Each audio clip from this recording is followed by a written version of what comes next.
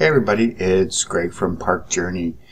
So it's October 4th, and I kind of wanted to do a new video, kind of a mid-season Southern California haunt report, kind of talking about some of the events that we visited over the past month or so, kind of our thoughts on them. A couple that we visited this past week that we are still working on updates for, but I wanted to kind of also share some thoughts on all of them. I hope you enjoy a quick video about all of the haunts in Southern California that we visited. Most of the theme park haunts, other than Howl Scream, we have not visited, excuse me, and Castle Dark we have not visited either. But basically anything other than that we're going to talk about, and then also some of the smaller haunts that we visited so far, and then kind of what our plans are for the rest of October. So sit back, relax, and enjoy. Before we get started, make sure you click below to subscribe to our channel. I would greatly appreciate it. So it kind of seems weird to already be talking about mid-season haunt. But basically here we are. Our haunt season basically started way back in August with Midsummer Screams Awaken the Spirits. And then obviously with all of the theme park haunts starting in early to mid-September. We've been busy pretty much every single weekend since, that first weekend of Halloween Horror Nights. So we're basically going to start there. That's actually where we visited first this year, and we're going to basically start there. So as I mentioned, we went to Horror Nights on the 13th and also the 16th. So that first Thursday and that first Sunday of Halloween Horror Nights. And as I said in our review, we actually had a really great time. We did get the Frequent Fear again. We actually did go back for a little bit last Friday to just hang out for a little bit as well with our Frequent Fear. But we've had a really great few visits to Halloween Horror Nights. We were a little bit worried that there wasn't a whole lot of new stuff this year, but it didn't really seem to be an issue as far as when we visited and things like that. We had an amazing time, all the way around. Our favorites from the event were and are still Bride of Frankenstein. We absolutely loved it. We really also enjoyed the new Exorcist. I thought it was a huge improvement over 2016. And then some of the other ones, Haunting at Hell's was great. It's not really based on the story of the season, which wouldn't really make a whole lot of sense. It's more of like you're in the house and things like that.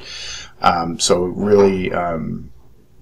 really just a solid year all the way around.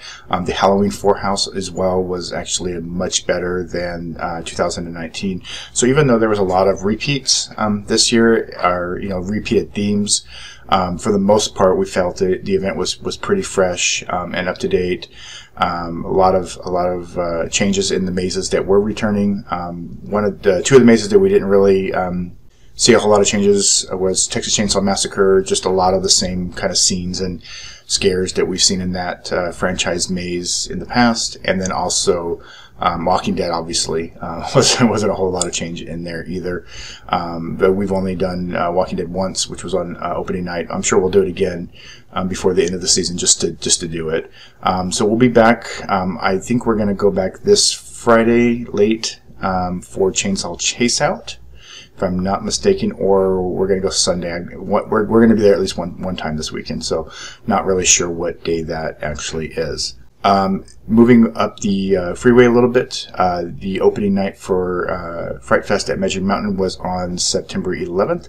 I did go up. That wasn't the media night. The media night was a week after, so I did go up on the 11th just to do the scare zones and check out some merchandise and things like that. And honestly, I think the scare zones at Magic Mountain are actually probably the highlight of the event, even though you have to pay extra for the mazes. All of the mazes this year are returning mazes. So if you want to actually just go up and use your season pass and enjoy the scare zones and the atmosphere, then you can do that basically without buying a maze pass, which is kind of cool. I will say, I do not suggest going on a Saturday. The crowds are just horrendous. I mean, I'm just going to put it bluntly. Now, I will say that starting on Thursday, on the 7th, there's a new requirement that events over 10,000 people in LA County have to be fully vaccinated or a negative test. it's going to be interesting to see kind of what happens with that. I haven't heard any requirements from Magic Mountain as far as what they're going to be doing. Universal did say that they're only going to start doing that after it's 10,000 people in the park. I don't know how they're going to do that. That seems like a really weird policy, if I'm being honest. It would make more sense to just do it from the get-go. So, like I said, we went to Halloween Horror Nights for a bit on last Friday. It was pretty packed, so it'll be interesting to see what the kind of difference is after this Thursday, and if that makes any changes to what we've seen so far. But we'll see what happens with that again. And once Magic Mountain does their announces anything as far as updating that, we will certainly let you know. In addition to Fright Fest, the following week after Fright Fest was opening weekend for Knott Scary Farm. Now this year we were not part of the media event. It was a little disappointing, if I'm being honest, just because after all the support we've given the park for 8 years almost now. They were kind of catering more towards TikTokers and Instagram people. But we still did our coverage. We went. We did not change what we would have done because we don't do this for perks. We do this because we love it, and we wanted to make sure that the people who follow us, know what to expect when we cover an event. So we didn't change anything that we would have done. I will say that if you looked at the hashtag for Knott Scary Farm for opening weekend, we had the most posts out of pretty much anybody, other than a few that were a few other blogs. But all those people that were invited, I didn't see any posts by any of them. But anyway, I digress. But again, Knott Scary Farm was a great event. We actually went back this past Saturday as well. It was rather crowded. But if you are going on a Saturday, I do suggest getting the the Fast Lane, Fright Lane. I still do wish they would offer just a Fright Lane for people that don't really care about the rides. We only did Montezuma's Revenge and Berry Tales, and Berry Tales we didn't even need the Fast Lane, and Montezuma's we probably would have waited. It was like maybe 15-20 minutes when we went by.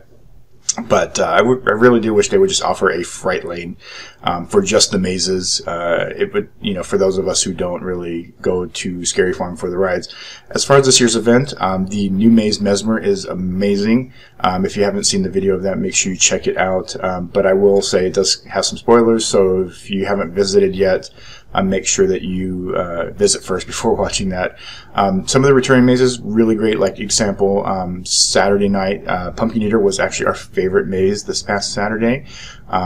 It's got a new kind of second half to the last third of the maze. It's all been redone. A lot of talent in there. They're really hitting their stride. Just amazing. The depths was really great. On Saturday when we went. Paranormal is the last season, so make sure that you go visit that. But it was like a 2.5 hour line on Saturday, so if you are wanting to do paranormal, make sure you get there early. And then obviously Dark Ride is one of our all-time favorites, although I will say I wish they would maybe next year update a couple of the scenes, but obviously keeping the theme and that stuff. But I would maybe want a little bit of a couple of new scenes, maybe like they've done with like they did with Pumpkin Eater, like they've done with some other mazes in the past. Paranormal got a new ending a few years back, stuff like that. I would not be mad if they updated a little bit of Dark Ride. Now, as far as our favorite maze from 2019 Origins, it's still an amazing maze. It was probably my favorite on opening weekend. Unfortunately, on Saturday night, it was the first time this entire season that we've had issues with overcrowding inside a maze. We were stopped. It was basically a haunted line.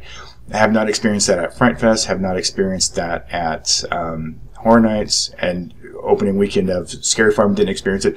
Didn't experience it on any other maze on Saturday night other than Origins twice. So I know that it's busy and they've got to get people through the line, but it ruins the experience, and I really wish they wouldn't do that. I mean, we were waiting in the Fright Lane line, and I mean, they must have sent like 100 people through the regular line. And not only is it a bad experience for us walking through the mazes, but for the actors in the maze. You know, they need those gaps to kind of reset and reset their scenes and stuff, and just having a constant flow, it's not good for anybody. So hopefully they'll address that despite the crowds coming up through their mazes. In addition to that, that same weekend in Knott's Scary Farm was the media event for Fright Fest at Magic Mountain. I will say that all the mazes are returning. And this event, I will also say that they had some issues with talent in the mazes. Some of the mazes were rather bare. But I will say Willoughby's Resurrected was probably our favorite. They've added a lot of new stuff in there. It's almost like an entirely new maze. It actually seems like a haunted mansion now, which is great. Aftermath was still super fun, but you know, as I mentioned on the Theme Park Duo podcast that I did a couple weeks ago, you know, half the maze was basically soldiers yelling at you, and then half the maze there was nobody there. And so I don't really need soldiers yelling at me, telling me which way to go. Just give me zombie soldiers if you want soldiers in there. I don't really think that, you know, you need that part of it. Just give me the monsters, give me the scares. But still a very impressive maze. You know, we had Gabe and I had kind of joked that, you know, maybe they'll bring the zombie theme from the underground into the maze now with the glowing zombies and stuff like that. And I think that would actually be really cool and give that maze some new life as well next year and make it work with that area a little bit more. The Red's Revenge, there was like 4 people in there. It's probably time for that to go. Vault 66 I thought was actually really good. I don't think that the maze really fits the name anymore. Again, as I mentioned on the Theme Park Duo podcast, I kind of said that I wish they would do something like Busch Gardens does with their Junkyard Scare Zone, which is basically props from all of their old mazes and scare zones. It's really kind of cool. Maybe Vault could be something like that with at Magic Mountain with some props from some former mazes and things like that, which would be kind of cool. And then, but overall, Fright Fest is a really good event this year. We'll probably go, you know, we'll try and get back one night to do the slider show and do some more scare zones. I'm not sure when that's going to be. It won't be on a Saturday night unless the crowds are greatly reduced because of the new requirements. So again, we'll see what happens there. We also had some updates. I did want to mention I didn't personally attend them, but we also had some updates from Busch Gardens Tampa. Renee was out there for their Howl-O-Scream in September, so make sure you check that out. And then we also did Halloween Time at Disneyland one day. We're actually going to be at Disneyland 3 days next week for our makeup trip from not doing Florida this year. We'll also be at Scary Farm, and then we're also going to be doing some of the Orange County home haunts next week as well. So in addition to that, we have some updates coming up this week, but I did want to talk a little bit about a couple of events that we did attend over this past week. And so we'll have an update from Scarywood at some point this week. Matt's finishing up those pictures. And then we'll also have our update from the Ventura County Fairgrounds.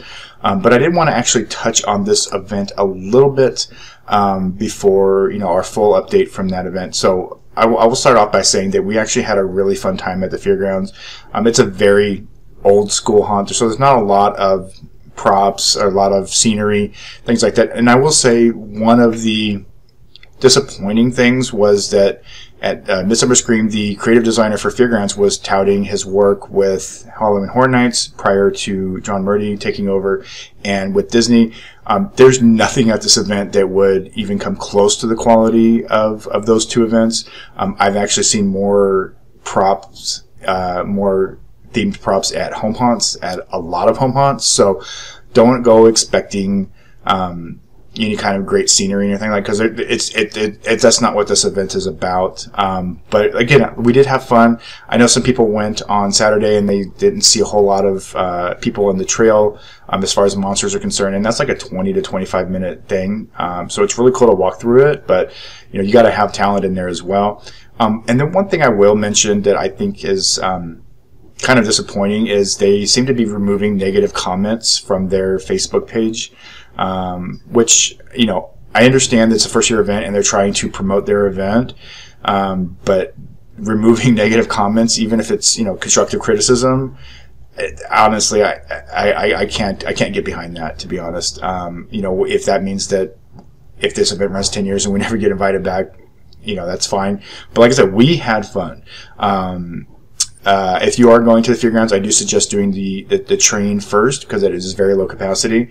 The cage I thought was great. There were a lot of great monsters in there when we went. And then the trail, like I said, it took 20 to 25 minutes. But, you know, I will say, you know, I wish that they would not be deleting comments off their Facebook page, you know, that they don't like. Again, you're trying to sell the event. I get it.